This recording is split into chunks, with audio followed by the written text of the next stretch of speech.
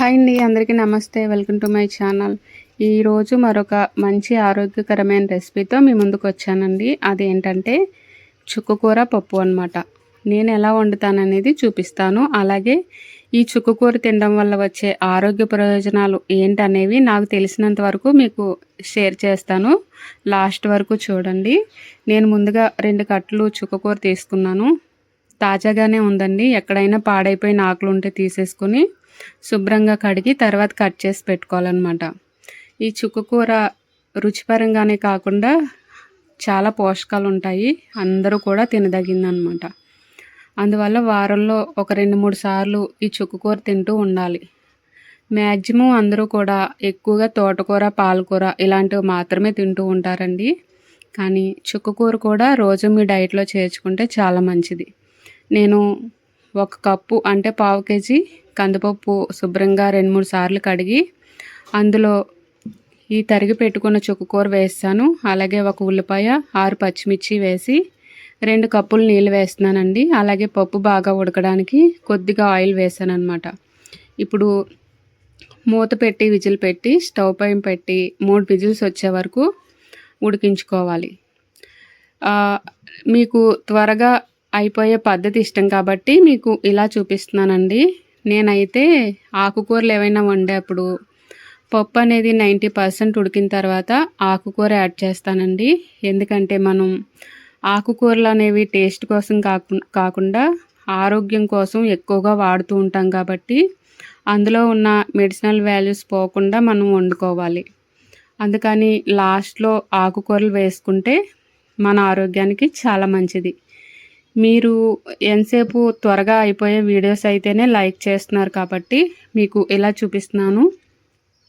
చూసారు కదా, 3 విజిల్స్ వచ్చిన తర్వాత పప్పు చూస్తే చాలా చక్కగా మెత్తగా ఉడికిపోయి ఉంది. ఇప్పుడు నేను ఈ పప్పు ఆల్రెడీ కొంచెం పుల్లగానే ఉంటుందండి చుక్కకూర అనేది. ఆ పులుపు సరిపోదు అనిపించి మాకు నేను కొంచెం చింతపండు గుజ్జు అయితే వేసాను అనమాట. చాలా తక్కువగా వేసానండి. అలా వేసుకుంటే మనం ఆకుకూరలో వచ్చిన పులుపు కన్నా పైన కొద్దిగా మనం యాడ్ చేసామంటే చాలా టేస్ట్ బాగుంటుంది. అలాగే కొద్దిగా చిక్కగా ఉందనిపించి కొద్దిగా నీళ్ళు కూడా వేసాను. అలాగే కొంచెం పసుపు, 1 స్పూన్ సాల్ట్ వేసి బాగా కలుపుకోవాలి. ఆకుకూరల్లో సాల్ట్ తక్కువగా వేసుకోవాలి. లాస్ట్లో చూసుకొని సరిపోకపోతే మళ్ళీ వేసుకోవచ్చు. ఇప్పుడు స్టవ్ వెలిగించి 1 నిమిషం పాటు ఉడికించుకోవాలి. ఎందుకంటే నీళ్ళు వేసాం కాబట్టి ఉడికించుకోవాలి. లేదంటే మనం కుక్కర్ విజిల్ తీసిన వెంటనే తాలింపు పెట్టేసుకోవచ్చు అనమాట. అంటే పోపు వేసేసుకోవచ్చు. నీళ్ళు వేసాం కాబట్టి ఉడికించుకోవాలి. ఇప్పుడు పోపు వేసుకుంటూ ఇది ఎలా ఉపయోగపడుతుంది అనేది చూద్దాం.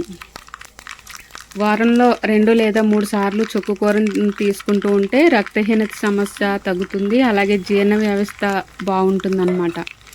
గ్యాసు అలాగే యూరినరీ ఇన్ఫెక్షన్స్ అవి ఉంటాయి కదా చాలామందికి, అవి లోపల ముదిరే కొద్దీ మనకి తెలుస్తూ ఉంటాయి. స్టార్టింగ్లో తెలియవు అన్నమాట. ఇలాంటివి వాడుతూ ఉంటే అలాంటివన్నీ తగ్గుతూ ఉంటాయి.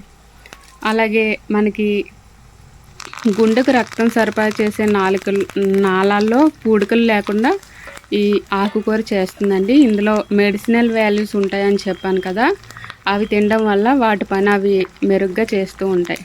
అలాగే ఆడవారికి వచ్చే రొమ్ము క్యాన్సర్, సర్వికల్ క్యాన్సర్ రాకుండా చుక్కకూర నివారిస్తుంది. అయితే చుక్కకూరని ఎప్పుడూ కూడా వండు మాత్రమే తినాలి.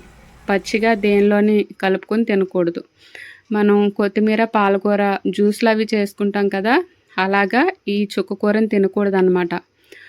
పప్పులో వేసో లేదా ఫ్రై చేసో పచ్చడి చేసో తినాలి. అదే పప్పులో వేసామనుకోండి పిల్లలతో సహా అందరూ తింటారు. అలాగే బాలింత్రాలకి పాలు బాగా పడతాయండి. చంటిబిడ్డకి పాలు ఎక్కువగా వస్తాయి అన్నమాట. వాళ్ళు తాగడానికి కడుపు నిండా పాలు వస్తాయి. ఈ చుక్కకూరలో ఉండే పోషకాలు నాకు తెలిసినంత వరకు చెప్పాను. కూర కూడా రెడీ అయిపోయింది, చూసారు కదా.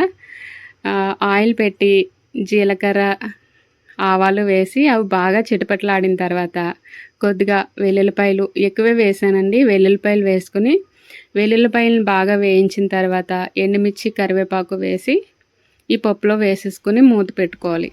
వెల్లుల్లిపాయలు బాగా వేయించుకుంటే మనకి పప్పు మంచి టేస్ట్ వచ్చి రుచి వస్తుందన్నమాట. పప్పు రెడీ అయిపోయింది కదండి. ఇప్పుడు పప్పులోకి వడియాలు వేయిస్తున్నాను అనమాట. వడియాలు వేయించిన తర్వాత మజ్జిగలో మిరపకాయలు కూడా కొద్దిగా వేయిస్తానండి. ఈ వడియాలు అనేవి మనం ఎక్కువ వేయించుకుని ఒక డబ్బాలో